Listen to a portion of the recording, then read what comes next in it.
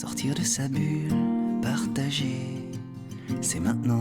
Bienvenue sur ethiquetv.fr. Nous avons entrepris un beau périple en voiture depuis la région parisienne vers le sud-ouest et le sud-est de la France. La première étape fut entre Bordeaux et Toulouse, à la Maison Forte, où Philippe nous a présenté la philosophie du projet. Ensuite, une seconde vidéo avec Sébastien, qui nous a présenté son expérience à travers une visite de son jardin permacole. Nous sommes allés à Tarbes retrouver Roxane, qui nous a présenté l'association Enfance et Liberté. Ensuite, une seconde vidéo avec elle sur son projet de film long-métrage Super Héros. Nous avons retrouvé Nina et Jacques, de la chaîne YouTube Destination Bonheur, chez eux, qui nous ont proposé une visite de leur lieu de 3000 m² qu'ils développent sur les bases de la permaculture et de la forêt comestible. Nous sommes allés dans les Pyrénées à la rencontre de Bernard Bertrand, qui nous a partagé ses 40 dernières années de vie au service de la nature. Ensuite, nous sommes allés du côté de Fayence, retrouver Stéphanie, qui immortalise dans son propre jardin les portraits d'une biodiversité grandissante. Puis, pour terminer ce voyage, nous sommes allés du côté de Valence pour retrouver Marianne et Alain dans leur ferme biologique et écotouristique. Alain, avec qui nous avions fait la toute première vidéo Éthique TV il y a 3 ans, à l'occasion de son retour d'un tour du monde en vélo. Voilà, merci beaucoup pour votre attention et belle découverte à vous. Sortir de sa bulle, partager, c'est maintenant ou jamais. Ça peut faire des émules, qui sait. Salut Marianne, salut Alain. Hello Stéphane. Comment allez-vous? Eh ben bien. Très bien, au top. Bien, je suis très content de vous retrouver. On avait fait la première vidéo d'Éthique TV avec toi, Alain. Il y a quelques temps déjà. Il y a bientôt 3 ans. Ah, c'est ça. C'est ça. J'étais tout fier d'être le premier à passer sur Éthique TV, qui est devenue une grosse chaîne maintenant d'ailleurs. Bah, relativement grande, ouais, c'est sympa. On a beaucoup d'abonnés, ça fait vraiment plaisir. Et donc, tu nous avais partagé ton tour du monde en vélo que tu avais fait pendant 4 ans. C'est ça.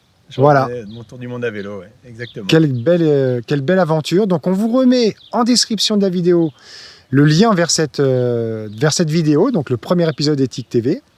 Et donc, dans cette belle aventure humaine, tu avais rencontré Marianne au Brésil. Marianne, ici présente. Voilà. Exactement. On s'est rencontrés, elle faisait aussi un tour du monde. Avec Max, mon fils, qui avait à l'époque 9 ans. Très bien. Et donc, finalement, on vous retrouve aujourd'hui dans votre lieu, dans votre projet de vie commun.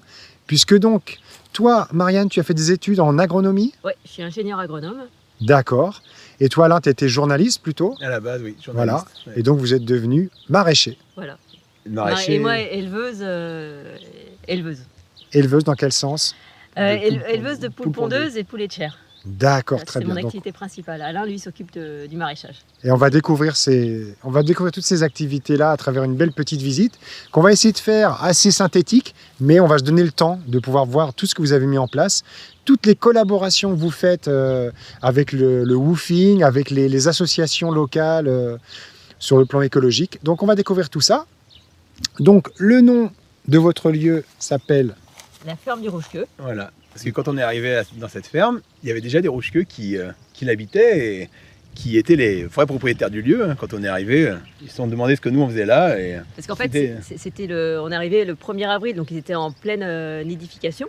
Ouais. Et donc, Donc ce sont des oiseaux, c'est hein, des on oiseaux, précise, pardon. le C'est des rouge-queue, petits oiseaux oui, oui. avec une jolie petite queue rouge. Voilà. Voilà. Et donc, quand ils nous ont vu débarquer avec nos valises, ils se sont mis à faire le signe, mais qu'est-ce que vous faites là? Là, vous êtes chez nous, quoi. Là, nous, on était là, mais on a signé nos papiers. nous on a le titre de Non, propriété. on a le trait de on comprend propriété, pas. on comprend pas. Et donc voilà, et on s'est dit, bah non, en fait, nous, on n'est pas plus propriétaires que. Enfin, eux, on est aussi propriétaires qu'eux. Et donc voilà, c'est la ferme du Rouge-Queue. Ouais, de partager avec les gens qui occupent Ouais. déjà les lieux. Et ouais, c'est ça. Les Magnifique. animaux et toute la biodiversité. Alors super, donc on va partir, on va Allez. commencer la visite. Et alors donc on va profiter d'être à l'entrée de votre domaine là pour voir. Alors Alain, est-ce que tu peux nous parler de ce qu'est ce système là en place à l'entrée? Alors, disons que quand on fait de l'agriculture, l'important c'est l'eau, quoi. C'est vraiment essentiel. Et donc on a la chance dans la plaine de Valence de profiter de l'eau de la Bourne. Alors oui, on n'a pas dit où on est exactement. Oui, Où est-ce on que est- nous sommes? On est pas très, entre Valence et Romans, donc dans la Drôme, à Châteauneuf-sur-Isère. Ouais, D'accord. ici, voilà. Donc là, l'été, c'est une zone très très chaude. Ah oui, il fait chaud. C'est le climat, on est assez loin de la Méditerranée, mais c'est le climat méditerranéen quasiment qui revient. On est à la limite. Ouais, à la limite. ouais. Ouais. D'accord. Alors donc Pas mal cette de eau, canicule l'été. c'est une eau plutôt agricole et Ouais, c'est ça. Bah, c'est Donc, de l'eau on va qui vient pouvoir avancer. du Vercors, qui est amenée ici. D'accord. Et qui donc nous permet nous d'arroser les cultures et qui bon, est beaucoup plus accessible au Au niveau prix prix. voilà, que l'eau forcément l'eau de la ville. Quoi. Alors là, on a un petit nichoir. Ouais. Donc ça, on va les voir. Hein, vous en avez placé un peu partout le plus possible. Vous êtes en train de développer vraiment cette idée de proposer des refuges pour la biodiversité. Pour les oiseaux là. Là, pour le clin d'œil, celui-là c'est un nichoir à rouge-queue en plus. Ah, très bien. Donc dès l'entrée, voilà, Et le ton est donné. Parfait. Voilà, donc c'est un domaine qui fait combien d'hectares? 5 hectares, mais avec en surface agricole utile 3,5 hectares. Et nous, finalement, on cultive pour l'instant 5000 m² à peu près. En maraîchage. En maraîchage, En maraîchage. pour l'élevage, etc. D'accord. Et Alors- le reste, on le laisse à la biodiversité. Et en particulier, là, on voit, il y a plein d'herbes folles, mais en fait, elles sont laissées là exprès. C'est des bandes enherbées qui permettent en fait, aux insectes, aux petits mammifères, aux reptiles, etc., de pouvoir avoir des refuges, de pouvoir se reproduire, etc. Ça permet aux plantes de faire leur cycle, notamment Ouais. les plantes à fleurs, qu'on essaie d'avoir Ouais. pas mal de plantes à fleurs, pas que des graminées. Donner à Ok. manger aux abeilles. Donc là, on arrive devant le poulailler qui est un poulailler sur Mobile. mobile. Voilà. Là, on voit les roues, on voit l'essieu devant. Ouais, ouais, sur C'est un châssis de caravane qu'on a récupéré, sur lequel on a tout construit, le poulailler, ouais, exactement. On l'a fait en autoconstruction. Donc vous l'avez fait en autoconstruction avec les woofers ou c'est... Oui. Avec les woofers, à partir de plans donnés par des collègues à nous, en fait, comment dire, on s'entraide les uns les autres pour essayer d'arriver à créer je veux dire, le poulailler le plus agréable pour nos petites poulettes. D'accord. Alors, là, il y a une quantité de poules. Vous avez combien de poules là? Là, il y en a une petite cinquantaine. Une petite cinquantaine. Et en face de ce poulailler mobile, vous avez votre ferme qui Voilà. est juste ici. C'est ça. Donc là, vous avez votre partie habitation. Là, vous êtes en train de finir un logis Oui. ici. Un gîte. Un gîte, Donc ouais. un gîte, ouais. Et alors donc ce gîte, ça va être quoi le En projet? fait, c'est vraiment de l'agrotourisme. De l'agrotourisme. Oui, l'agrotourisme, c'est-à-dire permettre aux gens de venir, mais de passer des vacances, mais pas que. Ça veut dire aussi les sensibiliser à l'agriculture biologique, à ce qu'on fait. Au milieu agricole à et tout puis ça. à la biodiversité. Voilà, essayer de s'imprégner un peu, de voir ce que c'est le quotidien des gens qui travaillent la terre. D'accord, bah formidable. Votre ferme est vraiment très, très jolie. Là, vous avez des grands arbres. C'est quoi comme tu C'est m'avais des dit? mycocouliers Des mycocouliers. qui sont plutôt méditerranéens. Et puis là, voilà, on en a ici. Ils font des petits fruits noirs qui sont géniaux pour nourrir tous les oiseaux. Tout l'hiver, là, on a plein d'oiseaux qui viennent se nourrir des Super. mycocoulies. Et ça, c'est Bonjour. Speedy. Ah, mais elle est Ça, sortie, c'est no- Speedy, Ça, alors. c'est notre poule de basse-cour. C'est une poule, c'est un peu un petit chien. Speedy, elle rentre à la maison, Et elle c'est va sur ça le qui est canapé. incroyable, c'est qu'elles ont chaque poule a son caractère. Ah oui, mais en fin de complètement. compte, c'est, complètement. Et là, Speedy a vu la caméra, elle s'est dit, faut que je vienne. ouais, voilà. Donc vous donnez des petits noms à vos poules. Juste poule, comment Oui, mais tout à l'heure tu me disais, il y en a une que vous aviez appelée l'autre. Ouais, l'autre, parce qu'elle n'avait pas de caractère. C'est l'autre. Il y avait l'effronté et il y avait l'autre. Voilà. Et il y a Charlot et Speedy. Bon, donc on arrive dans le premier jardin. Voilà. Donc vous avez fait des grandes bandes de culture. Hein. Voilà, on est sur des planches permanentes, on fait Voilà. 20 mètres de long. On a. Alors on voit ici votre système de goutte à goutte. Donc vous arrosez C'est ça. au on a goutte des- à goutte. Donc pour ceux qui ne connaissent pas, ça veut dire que c'est simplement... Là, ça va mettre juste des gouttes assez. Ça va permettre d'économiser l'eau, d'avoir quelque chose de. Ça va.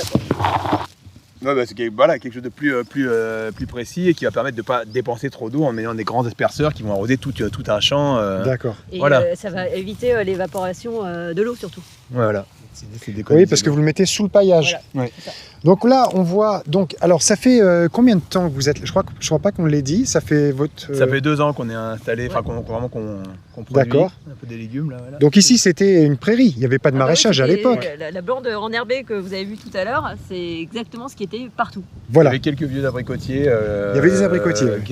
qui étaient morts depuis longtemps qu'on a enlevé du coup. Ok, on va Ouais. continuer alors. Donc là, pour vous présenter un petit peu globalement ce que vous avez. Donc là, vous avez des bandes de persil, Voilà, persil, ciboulette. salade, il y a de la menthe, il y a de la coriandre. Et là, tu as l'exemple aussi. On essaye dans le paillage, regarde, on essaie de faire, tu vois, là on a de l'herbe qu'on récupère chez un paysagiste. Tu vois, D'accord. qu'on essaie de mettre. Alors vous êtes beaucoup dans la récupération, Ouais. le recyclage Ouais. des éléments. Et là d'ailleurs, tout à l'heure, Alain, tu m'en as parlé de ce filet. Ouais. Ça, c'est pour... C'est un filet anti-insecte pour essayer d'empêcher, là, en l'occurrence, les altises de venir manger les radis et la roquette. Ouais. Et ça, c'est du filet pareil qu'on récupère chez les semenciers d'ail qui, eux, les utilisent une saison et après les jettent. Ils n'ont pas le choix en fait. C'est Ouais. dans leur itinéraire Dans leur- technique, ils sont obligés de les jeter après une saison. Donc ça devient un déchet. D'accord. Et ben nous, on en Et fait. vous revalorisez voilà, les déchets. on revalorise. D'accord. Très bien. Et pareil, là, du broyat, c'est un déchet. Et nous, on revalorise. Voilà, donc on voit là déjà que sur les planches, c'est différent. Là-bas, de la bâche plus traditionnelle, là, de la tonte d'herbe, là, du BRF ou C'est ça. des copeaux de bois. Des copeaux de bois, ouais. Voilà. Vous expérimentez beaucoup les choses que vous pouvez... Ouais, tout à fait. Donc là, Là, toute c'est les une bande de fèves. Ok. Avec un petit peu de puceron, mais... Alors ouais, tu m'expliquais tout à l'heure, Alain, si on peut revoir, tu me montrais les prédateurs des pucerons. Donc il y a les coccinelles en effet. Il y a Là, en l'occurrence, on en a une. Voilà. Donc elle est pleine de pucerons. Alors qu'est-ce que tu m'expliquais tout à l'heure par rapport à ça, par rapport Non, c'est que aux justement, larves de- nous, on laisse pas mal agir la nature. On n'utilise aucun traitement, même si autorisé en bio, et on essaye justement, en essayant de maintenir plein d'écosystèmes autour, d'avoir plein d'espèces différentes, dont donc du coup les prédateurs des pucerons, tous les auxiliaires, que tout le monde soit déjà là pour que ça puisse. Parce que vous êtes labellisé bio. Hein. Oui, vous êtes on est bio, labellisé bio. Ok. Et là, si on regarde, mais là je sais pas si on verra pas à la caméra, on a aussi, je pense que celle-là, il y a des momies, c'est-à-dire que il y a certains pucerons dont le prédateur a une petite guêpe parasitoïde, qui est la guêpe, Une petite guêpe, ouais. ouais, qui va mettre sa larve dans le puceron, et le pauvre puceron va se faire manger de l'intérieur, c'est un peu alien. Hein, et du coup, ça, à la fin, on retrouve que l'enveloppe du puceron qui est devenue énorme et blanche comme ça. Et donc ça, elle vient naturellement. Et ça, vous observez tout ça, quoi. Ouais. Ouais, on Elle est est juste.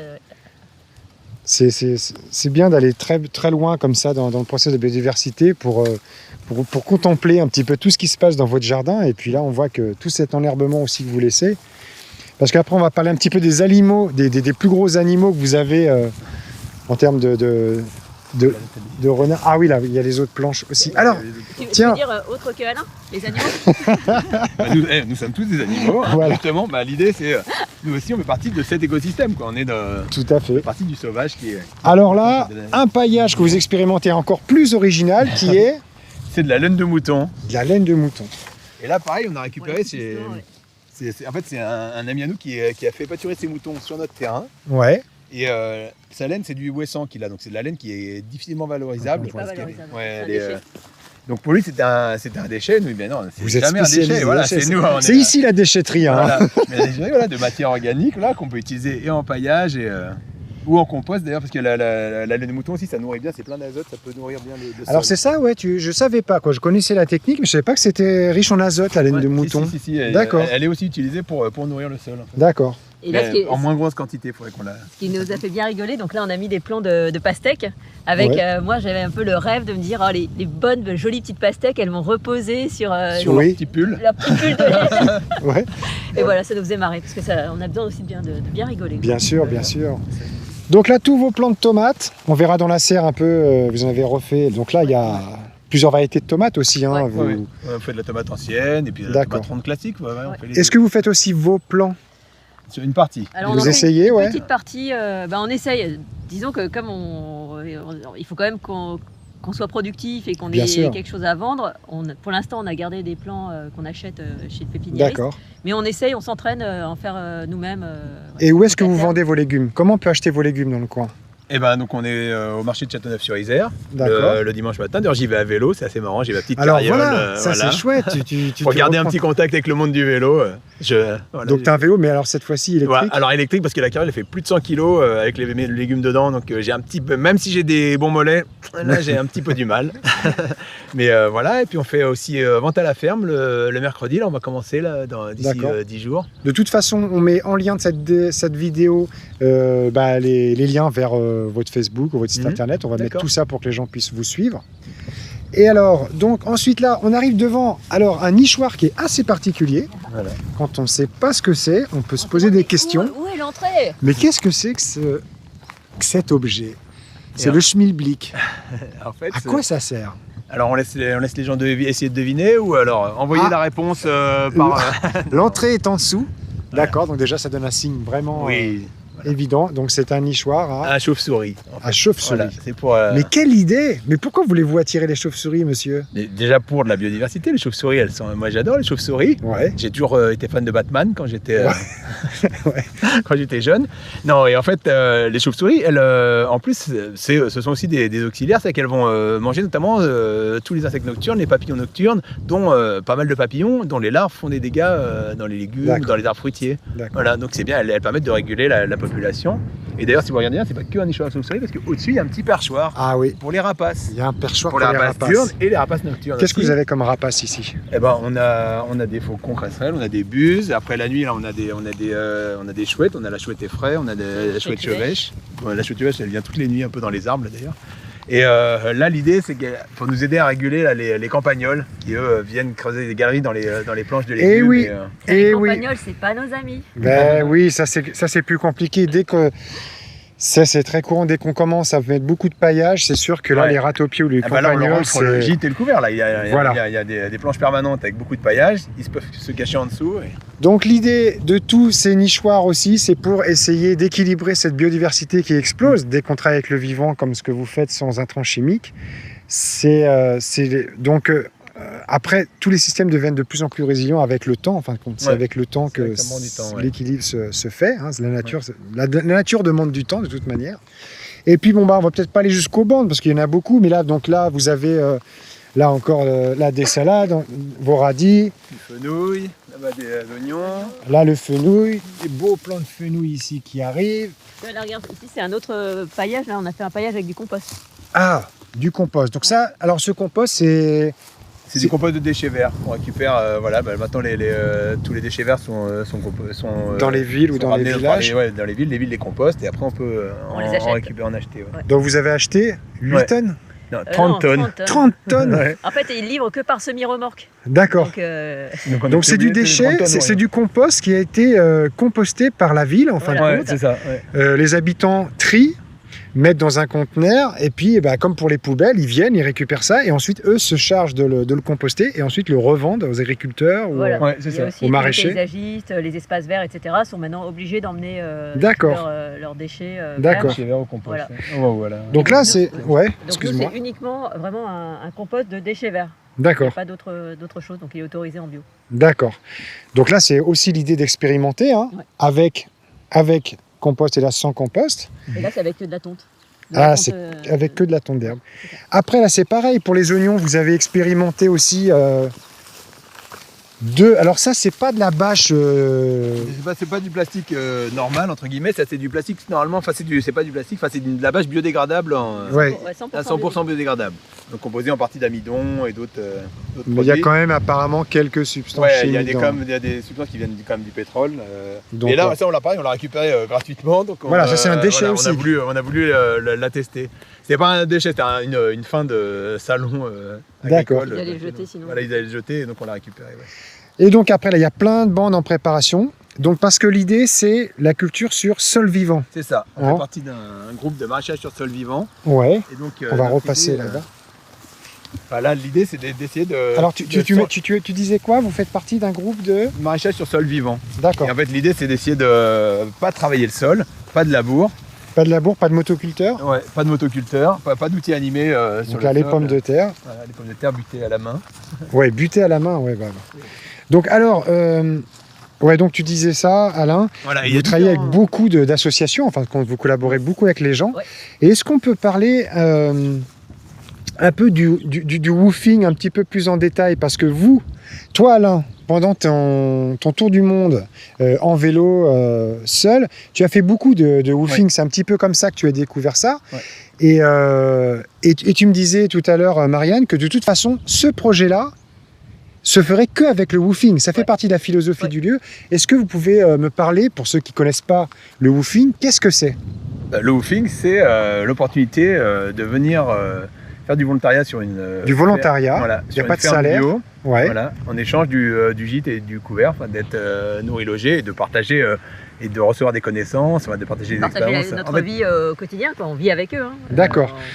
Donc c'est L'idée, c'est uniquement vraiment dans le de partage. biologique en fin de compte. ouais, c'est que il faut que dans les fermes bio ou les lieux biologiques. Voilà. D'accord. Voilà. Ok, donc vous avez en permanence des gens qui sont là une semaine, 15 jours, un peu plus, qui viennent vous aider gratuitement en échange du logis et des repas, à qui vous transmettez. Donc vous, la transmission est importante. Pour nous, la transmission est essentielle et la rencontre. Comme tu l'as dit au tout début, Alain et moi, on est des voyageurs, on s'est rencontrés en voyage. Et quand tu t'installes dans une ferme, et ben, d'un coup, tu deviens sédentaire. Et donc, on s'est dit, le woofing, ça nous permet de continuer à voyager en faisant des rencontres. Parce que ce qui nous a le plus porté pendant nos voyages, c'est vraiment les rencontres. C'est pas les paysages. Enfin, si, c'est très très beau, mais c'est principalement ces rencontres humaines, quoi. Donc voilà, donc le woofing, c'est d'abord ça, c'est vraiment un échange. Donc oui, nous on transmet nos connaissances, mais les woofers nous transmettent aussi beaucoup de choses, quoi. Et est-ce que c'est toute l'année? En hiver aussi ou c'est un peu plus difficile? Alors théoriquement non, c'est pas toute l'année, sauf que quand on a des voyageurs, surtout là ces derniers temps à cause des différents confinements, etc., qui étaient un peu en galère, et même quand c'était des moments où on ne recevait pas de woofers, on les recevait quand même. Voilà. D'accord. Et souvent nos woofers deviennent vraiment des amis, quoi. Ouais. Donc, ça c'est incroyable. Ouais, ça c'est vraiment super. incroyable. Très belle histoire humaine. Et c'est là où on voit, de toute façon, nous, notre idée, c'est de cultiver la biodiversité, cultiver des légumes, cultiver la biodiversité, mais cultiver aussi les relations humaines, quoi. Ça fait partie de. C'est pas l'idée de vivre en campagne, de s'isoler, de se couper du monde. Ouais. À l'inverse, c'est de générer. C'est important, quoi. Et je pense que vous rencontrez même beaucoup plus de monde que moi en banlieue parisienne, en fin de compte. Parce que nous, la problématique, moi j'espère pouvoir sortir prochainement de la ville, c'est que des fois on ne connaît même pas nos voisins, quoi. Alors que là, il y a beaucoup de monde qui viennent, et il y a quand même une dynamique profondément humaine dans tout ça, et vraiment cette histoire de partage, sans histoire d'argent. Ouais. Ça c'est quand même intéressant, sans histoire d'argent, mais que de transmission, qui est vraiment, je pense, très novatrice et vraiment en phase avec le 21e siècle, quoi. Alors, tu parlais tout à l'heure des associations sur sol vivant. On arrive justement une zone expérimentale. Là, on est du 100% pétrole. Là. Ouais, j'allais dire, c'est une mer de plastique. Une mer de plastique, malheureusement. Mais alors, c'est quoi l'idée? L'idée, c'est on essaie différentes techniques. C'est faut pas travailler le sol. Alors, qu'est-ce qui vaut mieux, dépenser de l'essence ou avoir une bâche en plastique? Là, voilà, c'est qu'on va réutiliser. Vous allez réutiliser. Ouais. Voilà. Donc, parce que l'idée, c'était là, on a pris une prairie. On a apporté beaucoup de matière organique. On a de la tonte, des copeaux. Alors, dessous, vous avez on a accumulé. On a mis plein de choses. Alors, je sais pas si on le verra encore parce que là maintenant. Vous ne verrez pas, ça commence à se décomposer. Ouais, ça a commencé à se décomposer. Voilà. D'accord. Mais là, voilà. Regarde les vers de terre, tu vois, regarde. Là, c'est déjà, la vie, elle est déjà là. D'accord. Vous avez une terre rocailleuse. Il y a beaucoup de pierres quand même. Donc là, cette décomposition de cette matière organique va vous permettre d'avoir un sol prêt à... En fait, justement, les vers de terre, tous les micro-organismes, ils vont faire leur travail, ils vont du coup décomposer toute cette matière organique, travailler, faire les vers de terre pour faire des allers-retours dans le sol, verticaux, horizontaux. Et on va après, donc au bout de quelques mois, il faut que ce soit bien humide, hein, on débâche et on a un sol meuble qui est prêt à travailler sans avoir fait entrer un Vous avez déjà toute la biodiversité qui est là, vous avez juste à pailler. L'idée de mettre du gros plastique comme ça, c'est justement pour garder l'humidité. Ouais. Parce que si on mettait un paillage plus aéré, ça sécherait et ça donc travaillerait pas, les vers de terre ne pourraient pas... Et c'est-à-dire que là, vous allez laisser comme ça cette zone couverte combien de temps? 9 mois à peu près. 9 mois? Ah 9 ouais, mois, pratiquement un an. Ah, tu voulais, après, on va voir, parce que moi je pensais la découvrir plus tôt, mais bon. D'accord. On en reparle. Mais juste pour revenir sur les vers de terre et les micro-organismes, en fait, pour nous, c'est aussi des woofers. D'accord. On leur donne le logis et la nourriture et ils travaillent. C'est vrai, c'est vrai. Alors là, vous avez après, on va peut-être pas aller jusque tout au fond là-bas. L'étape d'après, du coup là, c'était une parcelle qu'on avait fait en maraîchage sur sol vivant. Ah d'accord. Là, ça y est, on a d'accord. la bâche plastique, on a remis du paillage. D'accord, donc là c'est après. Donc vous remettez cette bâche pour éviter l'enherbement. Là, on a toujours le système qui va venir de goutte à goutte. Et là, vous avez mis des plants de patates douces en fait sur toute la longueur. Voilà, c'est ça. Et en fait, les lianes vont venir comme ça recouvrir tout cet espace-là. Tout va être recouvert. Et si vous aviez pas mis ça? Eh ben, il faudrait désherber, vraiment beaucoup désherber. Et c'est vrai que là, c'est un choix, comment on dit, Mac, pas évident à faire entre du plastique et avoir une vie à côté. Ouais. Parce que j'ai un fils, Max, qui a 14 ans, et on veut passer du temps avec lui. si on décide de mettre un autre paillage, et ben, on risque d'avoir beaucoup moins de temps D'accord. à lui consacrer. Ça Quoi. Donc s'entend. voilà, Alain, lui, était contre, et ça, c'était moi qui ai un peu... D'accord. qui ai un Ça peu évoluera poussé, peut-être dans ça. l'avenir Ouais. quand vous aurez tout le temps bah 20, voilà, exactement 20 ça. woofers en même temps. Non, ça, on veut jamais, parce que justement, on veut garder toujours deux... Vous avez combien de woofers woofers en gros En chaque général, fois on essaie d'avoir toujours 2 woofers. D'accord. Tout simplement parce qu'on trouve qu'il y a une bonne synergie Ouais, qui se entre, passe, entre eux. C'est toujours intéressant, ça donne une Il y a des belle échanges Ouais, énergie. sinon entre après, les woofers c'est- qui sont hyper Ouais, intéressants. ouais. Voilà, Sinon et après ça fait groupe et peut-être Voilà, que ça... c'est ça. un Donc peu c'est moins rare. de Après, problème. là, fin juin, je crois qu'il y a un groupe de 4 woofers qui viennent. Et parce D'accord. que c'est 4 amis, voilà. Donc on a accepté de les prendre. Mais sinon, ouais, en général, c'est deux woofers. D'accord. Bon, on va aller voir maintenant votre grande serre. Ça, c'est votre nouveau projet de... Ouais, voilà, c'était une nouveauté de cette année. Quand on est en maraîchage, c'est un peu incontournable d'avoir une serre pour pouvoir arriver plus tôt en saison, faire durer des saisons de manière plus longue. Et puis aussi donc de pouvoir avoir des légumes qui subissent moins le vent et les aléas climatiques. Essayer d'avoir Alors. une sorte de constante dans la Parce production. que oui, là aussi, ce qu'on n'a pas dit, c'est pourquoi est-ce qu'on paille toutes nos planches. Oui. C'est parce qu'on a beaucoup de vent, et le vent, ça veut dire assèchement Ouais. et érosion. Érosion aussi. Ouais. Érosion, ça veut dire, si tu regardes tous les champs autour de nous, en fait, tu vois des champs de pierre. Ouais. Parce que dès que la terre est à nu, Bah là, on la voit, là, votre terre, elle est quand même difficilement cultivable, quoi. ouais, c'est ça. Mais là, c'est parce qu'on a dû faire l'irrigation, donc on a dû faire des tranchées. Mais voilà, ça devient ça en fait chez les voisins. La bonne terre, elle s'envale, elle s'envole, et il reste plus que les cailloux. Ah, en parlant, on a été appelé là par un coq.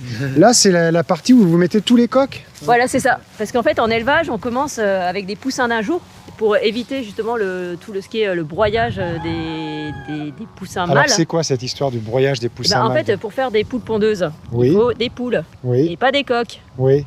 Et donc, dans l'industrie, dans L'industrie, ouais. Et ben, ce qu'ils font, c'est qu'ils Ils sélectionnent à la naissance les poussins mâles et les poussins qui séparent des femelles, et puis ils sont broyés, quoi, les poussins Voilà. mâles. D'accord, donc ils directement broient comme dès- ça, mécaniquement, Ouais, mécaniquement, tous les coqs, quoi. c'est Ouais. ça. Vivants. À la quoi. naissance, Hop, ouais. hop, hop, d'accord. Et Ok. donc, nous, on a voulu faire autre chose, donc Ouais. leur donner un peu une chance, quoi.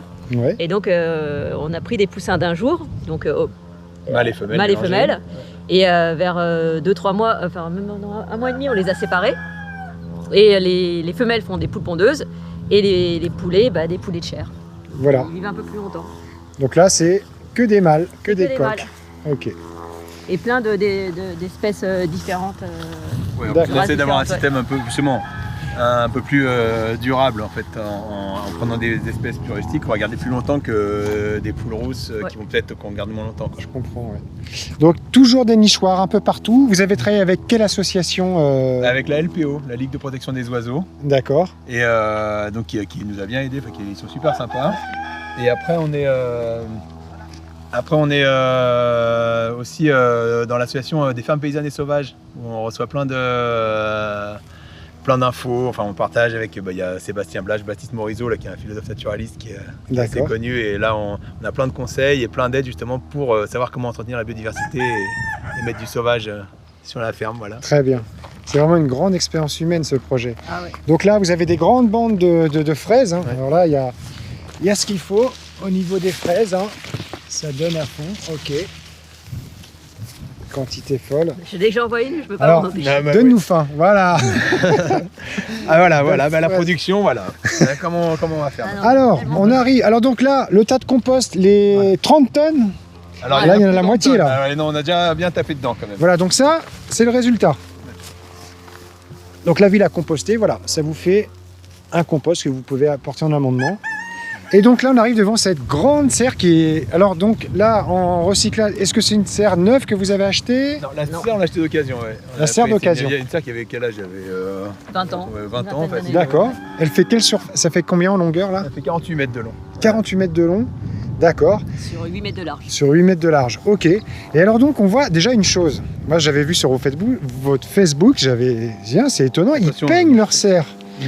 Et donc, vous avez apporté comme ça une couche de peinture. Alors, c'est quoi cette peinture? C'est de l'argile en fait. C'est de l'argile. du L'argile calcaire. blanche. Ouais, argile De l'argile blanche. Pourquoi faites-vous ça? Et pour pas que tous nos légumes Il fait chaud dessous ici. grillent l'été. Voilà, En il fait, fait ça leur tellement chaud met, l'été. c'est une sorte de voile d'ombrage. C'est un parasol pour nos légumes. D'accord. Avec en plus des ouvertures comme ça. Attention, marche pas sur les tournesols. Ouais, j'ai vu les tournesols. Vous avez ouvert comme ça tous les 3-4 mètres.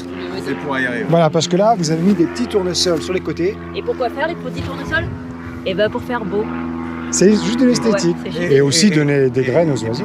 Ouais, les graines Ouais, aux ouais, oiseaux. ouais. Mais vraiment, au tout départ, on veut faire un lieu beau. Voilà. On essaie de mettre des fleurs partout. Avec la nature. Voilà, c'est ça.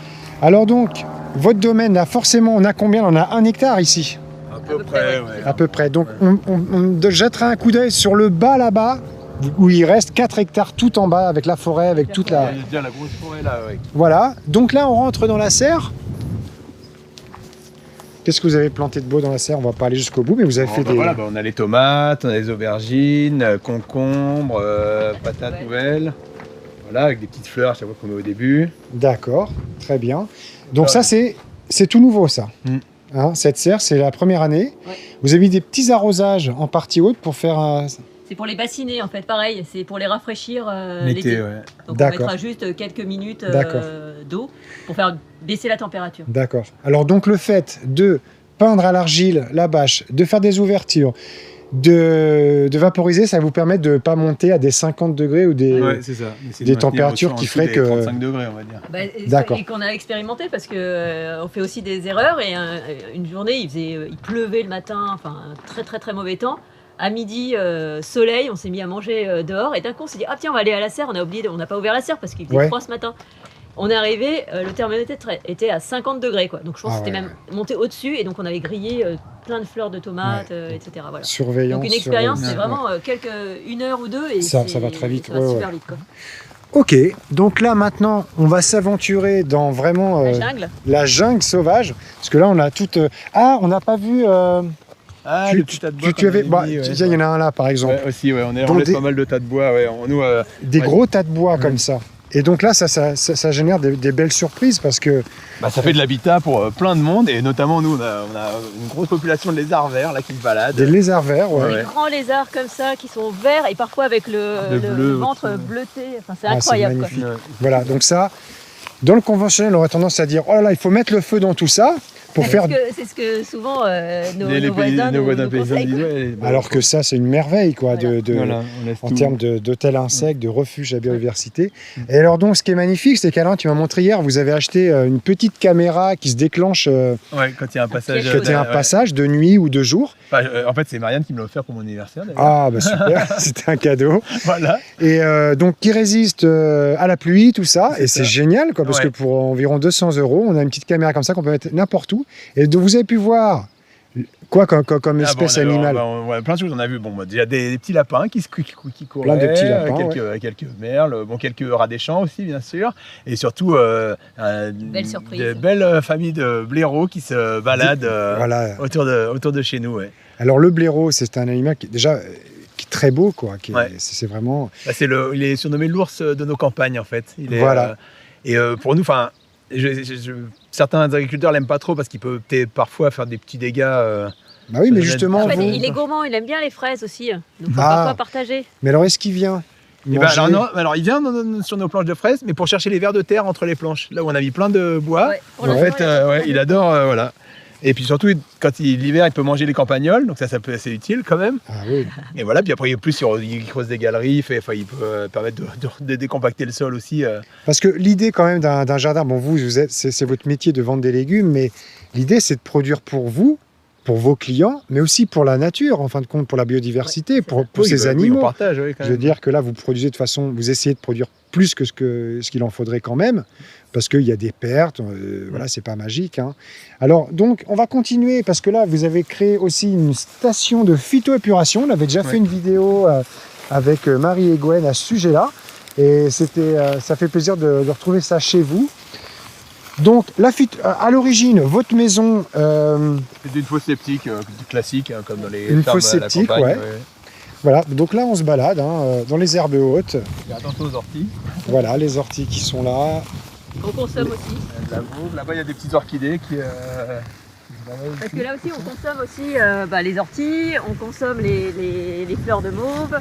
Le plantain, oui, il y a tellement de choses. Même ce qui est sauvage, quoi. Les fleurs de sureau, on fait. Les fleurs de sureau, là c'est une grande forêt ici, ouais. On va aussi essayer de faire du champagne de sureau. De sureau, bien sûr. Tu nous a donné une super recette, il faut essayer de la faire. Ben voilà. Alors là, on distingue, elle est dans la jungle, mais on distingue la station de phytoépuration ici, qui traite vos eaux grises. Alors là, qu'est-ce que tu nous montres, Alain? Là, c'est de petites orchidées. Voilà, des petites orchidées sauvages. Voilà. C'est les Orchis abeilles. orchis abeilles, parce qu'en fait, peut-être Alain, tu peux expliquer. Mais en fait, alors c'est pas forcément évident, mais elle ressemble effectivement à des petites des abeilles femelles, je crois. On dirait, oui. Et les mâles viennent se reproduire. Donc, on dirait qu'il y a une abeille sur chaque... Voilà. Ouais, c'est ça. Et en fait, c'est pour attirer les pollinisateurs et comme ça, permettre leur reproduction. C'est incroyable. Ouais, non, la nature est tellement belle. Alors là, la station phytoépuration, donc le premier bassin, c'est-à-dire que vos eaux grises arrivent et une semaine sur deux, vous changez de bassin, c'est ça? C'est ça. D'ailleurs, il faut que j'aille le faire. Les eaux grises arrivent, ça arrive donc l'eau des toilettes, l'eau des éviers, l'eau de la douche, arrive ici et par les roseaux et par ce que vous avez au fond, c'est des cailloux, j'imagine. Il y a différentes couches. En fait, il y a des gravats de différentes tailles en fait qui sont mis et après du sable tout en haut. Après du sable. Voilà, donc déjà c'est filtré par les plantes et les niveaux de cailloux et de sable. Et ensuite, ça va donc dans un deuxième. Bon, alors la problématique de ces stations, c'est quand même onéreux, quoi. C'est quand même l'installation, ça coûte assez cher. 10-14 000 euros, quoi. Ouais, la nôtre était assez grande parce que c'est 10 équivalents habitants. Et voilà, vous avez vu pour un budget autour de 15 000 euros, quoi. Donc c'est un billet qui est difficile à sortir. D'accord. Et donc, vous n'avez pas besoin de pont parce que vous avez bénéficié de la pente, quoi. C'est ça. Vous avez bénéficié de la pente comme pour Marie et Gwen. Et là, vous avez le deuxième bassin. Et là, apparemment, ce qu'ils disent, c'est que vous respectez plus de 10 fois les normes de rejet d'eau dans la nature, en fin de compte, après ce système de filtration. Vous avez encore des plantes qui viennent... Voilà. Et ce qui fait que nos eaux sales, elles partent sales de la maison, et quand elles retournent dans le terrain, elles sont propres. Normalement, elles sont de qualité potable. Voilà, on pourrait même la réutiliser pour réarroser, quoi. Ouais. Oui, on pourrait essayer. Ouais. Alors donc là, votre terrain descend jusqu'en bas, vous avez une grande forêt tout en bas, et là vous avez 4 hectares. Voilà, et là vous avez aussi une grande forêt, on a tous les cerisiers, quoi. Vous avez une végétation absolument luxuriante. Ouais. Alors, merci beaucoup pour cette visite. Est-ce que vous voulez faire une petite conclusion ce que vous auriez à dire à nos abonnés, aux personnes qui voient cette vidéo, qui aimeraient se lancer comme ça dans une aventure en reconnexion totale avec la nature, mais qu'est-ce que vous aimeriez dire? Moi, je dirais bien un peu ce que tu dis sur Marianne, c'est que c'est beaucoup de boulot, c'est vrai qu'on a beaucoup de choses à faire, c'est un gros travail, mais je pense qu'il n'y a pas un seul instant où on regrette notre vie d'avant dans les bureaux. Et en particulier grâce à toutes les rencontres que nous faisons. Et on est heureux chaque jour de voir nos légumes pousser, de voir les animaux et les insectes qui foisonnent et qui sortent un petit peu grâce à nous, mais aussi tout seul, parce que la nature, elle n'a pas forcément besoin de nous pour s'exprimer comme ça. Il te change très vite. Et ce que je dis à chaque fois à nos woofers, c'est prenez une photo dans vos têtes du premier jour où vous êtes arrivé, comment est le terrain et ce que vous y voyez. Et dans 2 semaines, 3 semaines, ça n'aura plus rien à voir. Et voilà, et c'est exactement ça, quoi. C'est chouette. En tous les cas, ça fait vraiment sens avec votre vie de voyageur. Là, vous proposez d'autres voyages, quoi, avec des woofers, avec toute cette explosion de la nature et tous ces voyageurs et tous ces woofers que sont aussi les insectes. Merci pour tout. Merci Stéphane. Une bonne continuation à vous. Et on se retrouvera justement dans un an, on verra. Allez. Pour avoir la suite de l'évolution de votre aventure. Merci infiniment à vous. Merci. À très bientôt. Ciao.